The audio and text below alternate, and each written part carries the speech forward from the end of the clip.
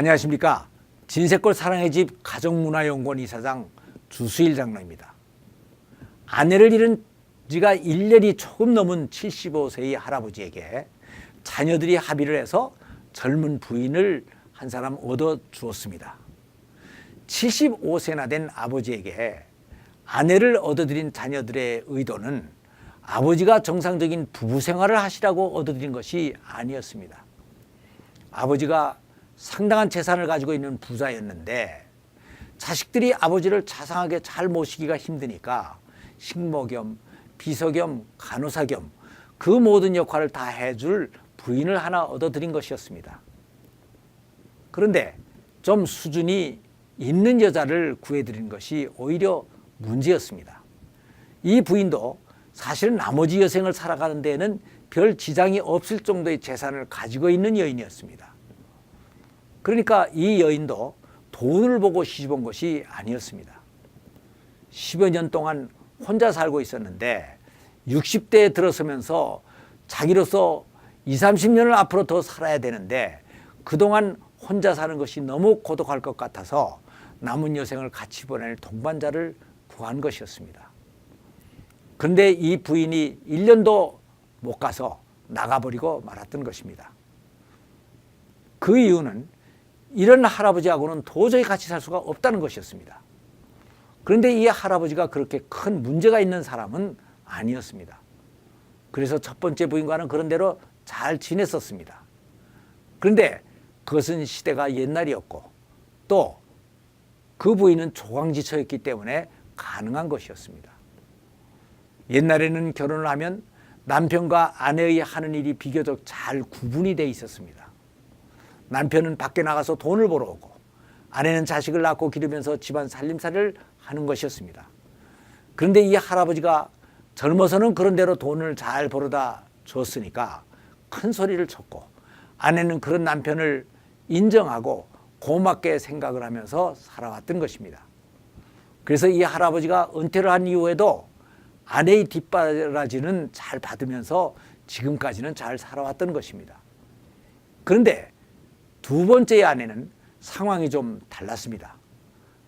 남편은 지금 돈을 벌러 나갈 필요도 없었고 또 아내가 그것을 바라지도 않았습니다. 그래서 하루 종일 둘이 집안에 있었는데 남편이 첫 번째 아내에게서 받았던 그 모든 뒷바라지를 지금 아내에게 요구를 했던 것입니다. 그러나 새 아내는 이거를 받아들일 수가 없으니까 문제가 됐던 것입니다. 그런데 문제는 이렇게 해서 다시 혼자가 된 할아버지가 자녀들에게 살기가 불편하다고 또 새 장가를 보내달라고 부탁하라는 것이었습니다. 그러니까 이러한 아버지의 생각과 그 성격을 잘 알고 있었던 자식들 입장으로서는 도대체 어떤 여자를 어떻게 얻어들여야 하나 하고 고민을 하지 않을 수가 없었습니다.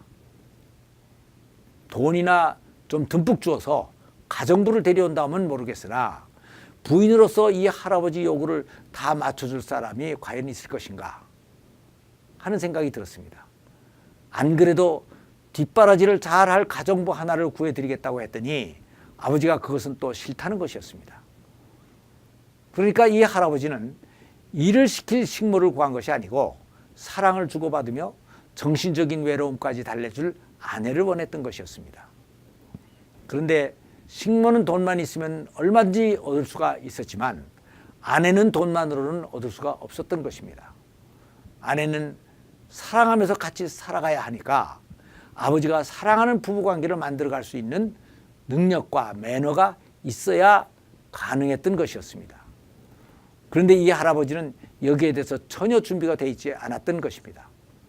초혼의 경우에는 결혼을 하고 나면 직장 생활을 하면서 아이를 낳고 기르고 교육을 하면서 많은 시간을 부부가 같이 보내게 됩니다.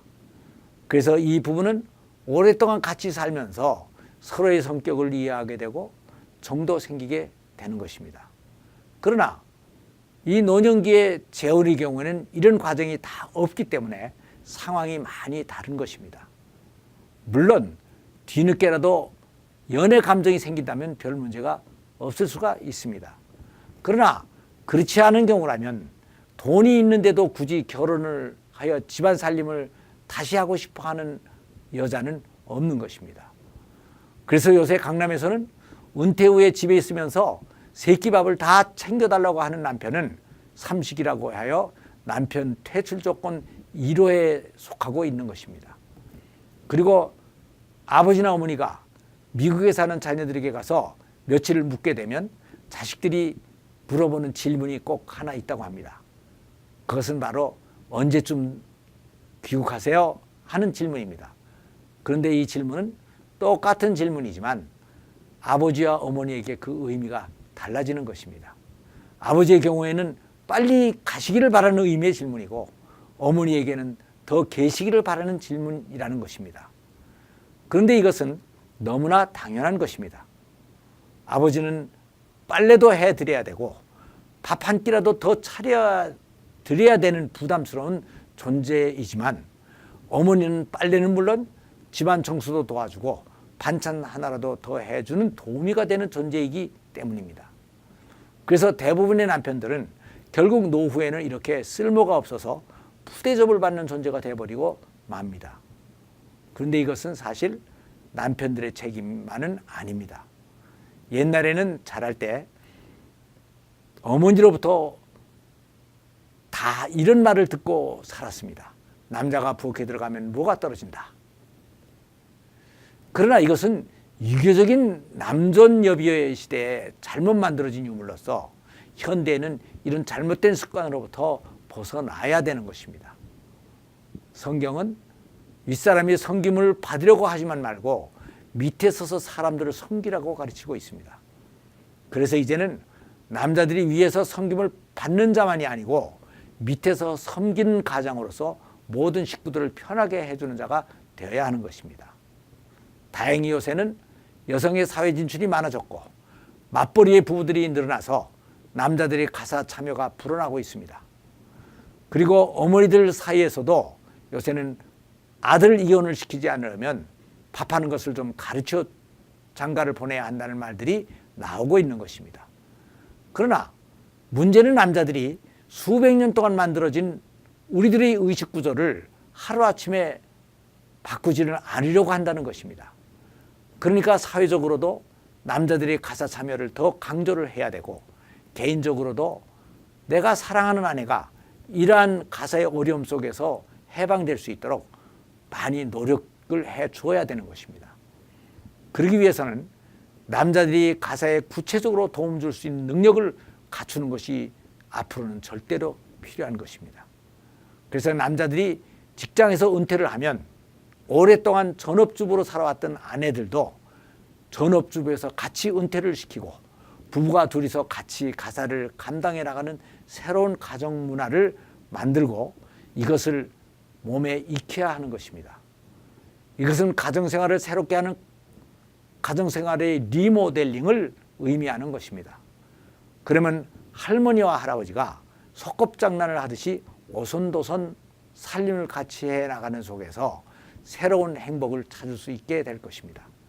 이제는 우리나라의 평균 수명이 80대를 넘어서고 있습니다.